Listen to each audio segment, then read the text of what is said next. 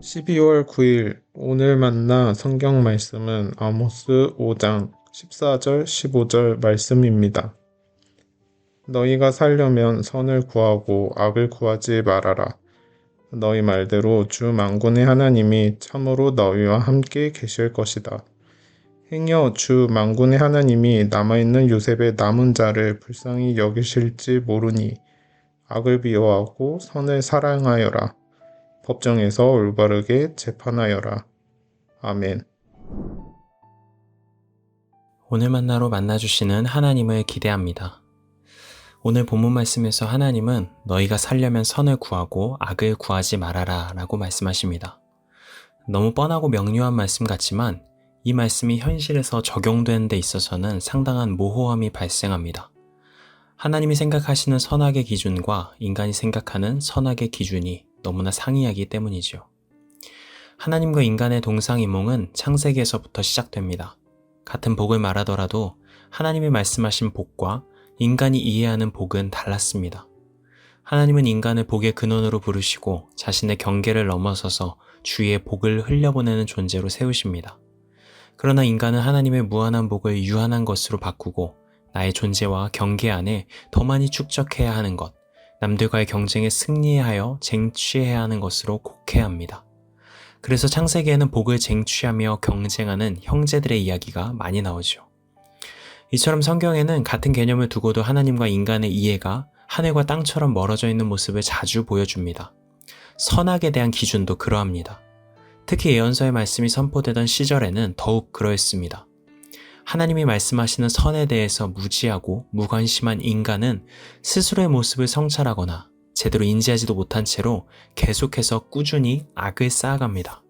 그래서 예언서의 말씀들은 다소 명료하게 하나님이 원하시는 선이 무엇인지 기록합니다. 오늘 본문 15절 말씀을 개역개정으로 보면 이렇게 말합니다. 너희는 악을 미워하고 선을 사랑하며 성문에서 정의를 세울지어다. 성문에서 정의를 세우라는 말이 무슨 의미일까요? 성문은 사람들이 드나드는 곳으로 기본적으로 많은 사람이 모이는 곳이었습니다. 그리고 고대 이스라엘에서부터 성문은 왕이나 성읍의 장로들에 의해서 재판이 열리는 장소였죠. 성문에서 정의를 세우라는 말은 법정에서 올바르게 재판하라는 말입니다. 법정에서 올바르게 재판하는 것이 무엇인지는 신명기 16장 19절에 구체적으로 기록되어 있습니다. 너는 재판을 굽게 하지 말며 사람을 외모로 보지 말며 또 뇌물을 받지 말라. 뇌물은 지혜자의 눈을 어둡게 하고 의인의 말을 굽게 하느니라. 외모와 뇌물이라는 키워드로 표현되어 있듯이 어떤 외면적인 조건에 의해서 판결이 흔들리지 않게 하라는 말입니다. 상대방이 가진 준수한 외모 또는 막강한 재력이나 사회적인 지위 등의 시선이 현혹되어 부당한 판결을 내리게 될 때 그 피해는 고스란히 반대편의 가난하고 힘없는 자에게 누적되기 때문입니다. 예언서에서 하나님이 줄기차게 말씀하시는 선이란 외면적인 조건에 의해서 하나님의 형상인 사람들이 함부로 또는 왜곡되게 판단되지 않는 것입니다. 소유의 많고 적음이, 사회적 지위의 높고 낮음이, 외모의 어떠함이 한 존재의 가치를 판단하는 요인으로 작동하지 못하게 저항하는 것입니다. 그리고 세상의 작동 방식 안에서 자주 억울한 일을 당하고 마음이 무너진 소외된 자들과 기꺼이 마음을 함께하는 것입니다. 간혹 우리는 하나님께서 원하시는 선이란 더 커다란 하나님을 향한 열심, 더 많은 예배를 드리는 것과 같이 종교의 틀 안에 갇힌 거룩으로만 오해하는 경우가 있습니다. 예언서가 기록되던 시대 사람들이 가장 많이 했던 오해도 동일합니다.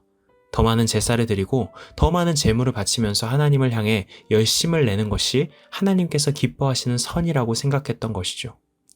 그러나 예언서의 하나님은 단호하게 말씀하십니다. 너희들이 바치는 번제물과 곡식제물을 받지 않겠고 화목제로 바치는 짐승도 거들떠보지 않겠다라고요. 다만 공의가 물처럼 흐르게 하고 정의가 마르지 않는 강처럼 흐르게 하라고 말씀하십니다.